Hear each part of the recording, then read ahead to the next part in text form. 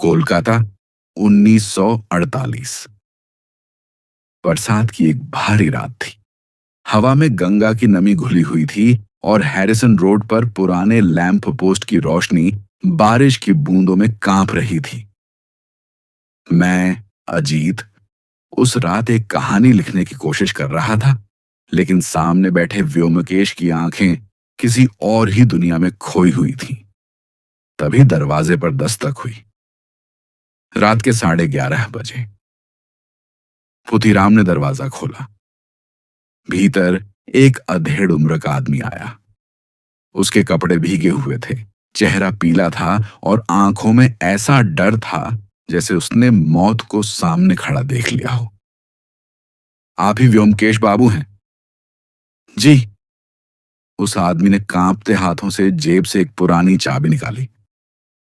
अगर मैं अगले 3 दिनों में मर जाऊं तो यह चाबी आप रख लीजिए।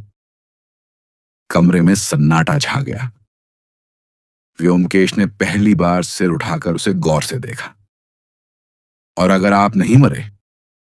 आदमी फीकी हंसी हंसा।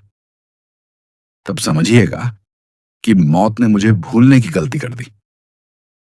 उसका नाम था नरेन मुखर्जी, शहर के एक पुराने जमींदार परिवार का आखिरी वारिस। उसने बताया कि पिछले 2 महीनों से हर अमावस्या की रात उसे एक काला लिफाफा मिलता है।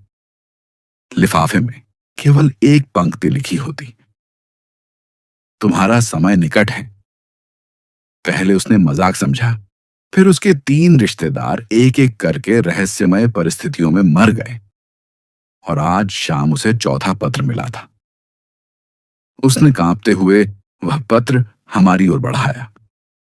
स्याही ताजा थी, शब्द खून जैसे लाल रंग से लिखे गए थे। व्योमकेश ने पत्र को सूंघा, फिर अचानक मुस्कुराया। मैं समझ गया, उसे कोई सुराग मिल चुका था। अगले दिन हम नरेन बाबू की हवेली पहुंचे। हवेली को देखकर ही मन में अजीब बेचैनी होने लगी। बड़ी बड़ी दीवारें, लंबे गलियारे और हर कोने में जैसे कोई अदृश्य आंखें हमें देख रही हों। परिवार के बाकी सदस्य भी वहीं रहते थे। नरेन बाबू का भतीजा अरुण, उनकी विधवा बहन कमला और एक बूढ़ा नौकर हरिपद। रात होते होते व्योमकेश पूरे घर का निरीक्षण कर चुका था, लेकिन उसने एक भी सवाल नहीं पूछा। बस देखता रहा। दीवारें, खिड़कियां, पुरानी तस्वीरें और लोगों के चेहरे। उस रात अचानक एक चीख सुनाई दी। हम सब भागकर ऊपर पहुंचे। नरेन बाबू अपने कमरे में जमीन पर पड़े थे। उनकी आंखें खुली हुई थीं, चेहरे पर भय जम चुका था और उनके सीने में एक पुराना खंजर धंसा हुआ था। कमरा भीतर से बंद था, खिड़कियां बंद थीं, कोई रास्ता नहीं, एक असंभव हत्या।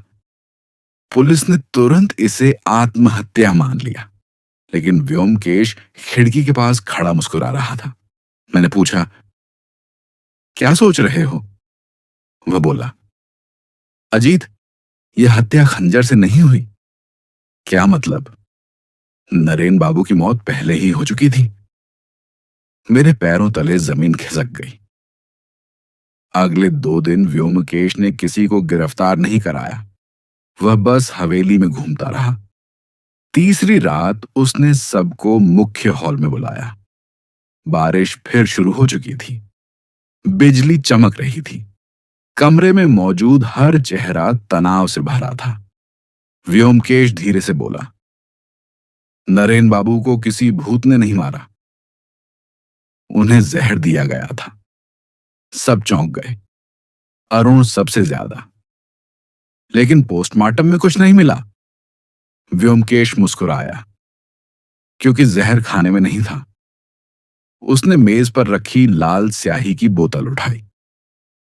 वह लाल रंग जो धमकी भरे पत्रों में इस्तेमाल हुआ था, वही असली हथियार था। कमला देवी का चेहरा सफेद पड़ गया। व्योमकेश आगे बोला, स्याही में धीरे असर करने वाला विष मिलाया गया था। नरेन बाबू की आदत थी कि पत्र पढ़ते समय उंगली जीभ पर लगाकर पन्ना पलटते थे। हर बार थोड़ा थोड़ा जहर उनके शरीर में जाता रहा। कमरे में सन्नाटा छा गया और अंतिम पत्र में मात्रा ज्यादा थी। मैं स्तब्ध था। यह कल्पना से भी परे था। लेकिन हत्यारा कौन? व्योमकेश ने सीधा कमला देवी की ओर देखा। आप? उनकी आंखों से आंसू बहने लगे। मैंने अपने पति की मौत का बदला लिया। सालों पहले नरेन बाबू ने लालच में उनके पति को बर्बाद कर दिया था। वह बाहर से सम्मानित आदमी था, अंदर से निर्दयी। कमला देवी वर्षों तक अवसर का इंतजार करती रही और आखिरकार उन्होंने ऐसा तरीका चुना जिसे कोई हत्या समझ ही न सके। जब पुलिस उन्हें ले जा रही थी, तब उन्होंने आखिरी बार पीछे मुड़कर देखा। व्योमकेश बाबू, अगर आप न होते तो कोई सच कभी जान नहीं पाता। व्योमकेश खिड़की के पास जाकर खड़ा हो गया। बाहर बारिश लगातार गिर रही थी। उसने धीमे स्वर में कहा, सच की सबसे बड़ी समस्या यह है कि वह छिपना नहीं जानता। देर से सही सामने आ ही जाता है। मैंने देखा, उसकी आंखें बारिश से भी ज्यादा गंभीर थीं और मुझे लगा उस रात हवेली में केवल एक हत्या का रहस्य नहीं सुलझा था, एक ऐसा सच भी उजागर हुआ था जिसे वर्षों से अंधेरा अपने भीतर छुपाए बैठा था। वही कारण था कि लोग उसे जासूस नहीं कहते थे। वह था सत्यान्वेषी।